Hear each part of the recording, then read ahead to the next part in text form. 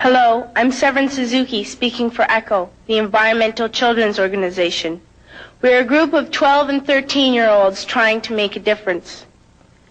Vanessa Setti, Morgan Geisler, Michelle Quigg, and me. We've raised all the money to come here ourselves, to come 5,000 miles to tell you adults you must change your ways. Coming up here today, I have no hidden agenda. I am fighting for my future. Losing my future is not like losing an election or a few points on the stock market. I am here to speak for all generations to come. I am here to speak on behalf of the starving children around the world whose cries go unheard. I am here to speak for the countless animals dying across this planet because they have nowhere left to go. I am afraid to go out in the sun now because of the holes in our ozone.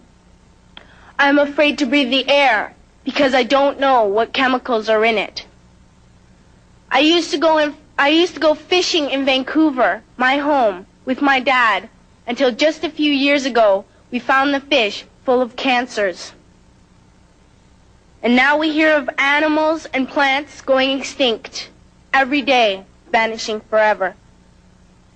In my life, I have dreamt of seeing the great herds of wild animals, jungles and rainforests full of birds and butterflies. But now I wonder if they will even exist for my children to see. Did you have to worry of these things when you were my age? All this is happening before our eyes, and yet we act as if we have all the time we want and all the solutions. I'm only a child, and I don't have all the solutions. But I want you to realize, neither do you. You don't know how to fix the holes in our ozone layer.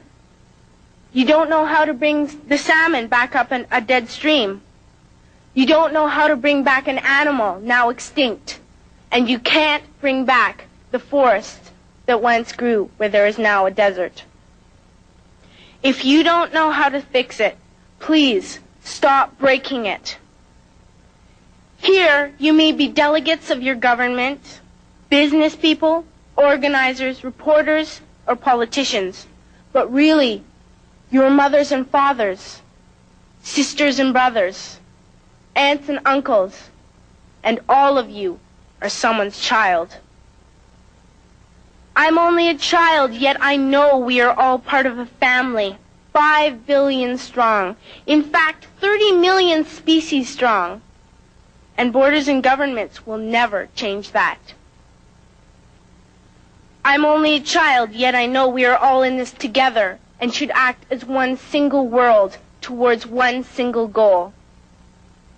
In my anger, I am not blind, and in my fear, I am not afraid of telling the world how I feel.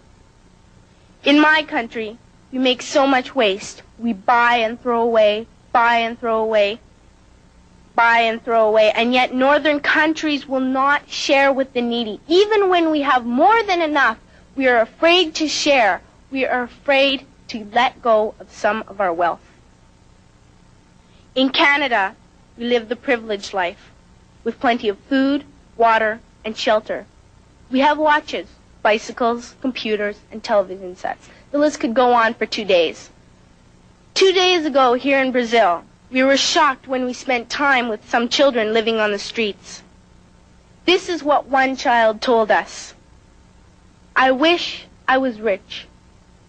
And if I were, I would give all the street children food, clothes, medicines, shelter, and love and affection. If a child on the streets who has nothing is willing to share, why are we who have everything still so greedy?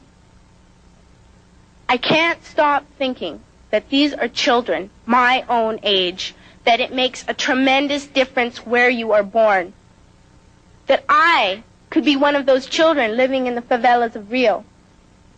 I could be a child starving in Somalia, or a victim of war in the Middle East, or a beggar in India. I am only a child, yet I know if all the money spent on war was spent on finding environmental answers, ending poverty, and finding treaties, what a wonderful place this earth would be. At school, even in kindergarten, you teach us how to behave in the world.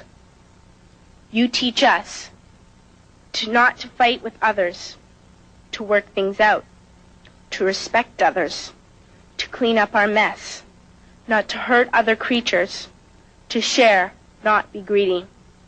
Then why do you go out and do the things you tell us not to do? Do not forget why you are attending these conferences, who you're doing this for. We are your own children. You are deciding what kind of a world we are growing up in.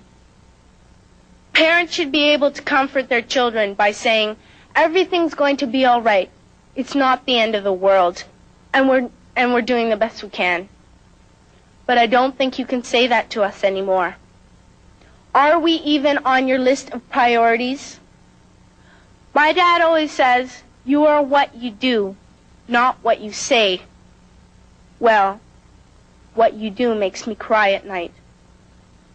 You grown-ups say you love us, but I challenge you, please, make your actions reflect your words. Thank you.